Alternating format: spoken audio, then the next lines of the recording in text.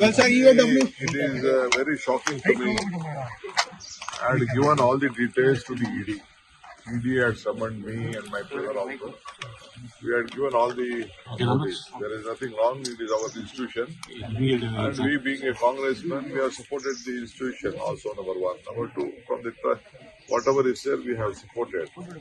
There is nothing hide and seek. All is on black and white. Nothing. But I don't know why after the ED also has filed a charge sheet, there was no need of the police to register a case. So we will take up this case. We will fight with the court of law. That is, it is only the harassment. What is there? It is our money. We can give to anyone whom we like. When we pay taxes, there is nothing involved. Already the PMLA case is over.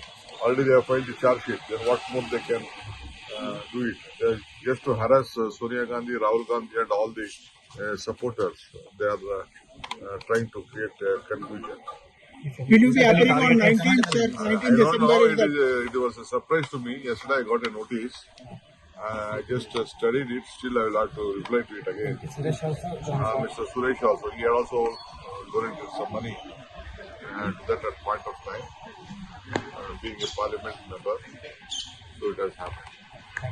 Thank you, sir. ಈಗ ನಾವು ನೋಡಿ, ನಾವು national award Young ಇಂಡಿಯಾಗೆ ಅದು ನಮ್ಮ ಪಕ್ಷದ ಸಂಸ್ಥೆಗಳು. ಅದೇನು ನಾವೆಲ್ಲ ಕಾಂಗ್ರೆಸ್ಸಿಗರು.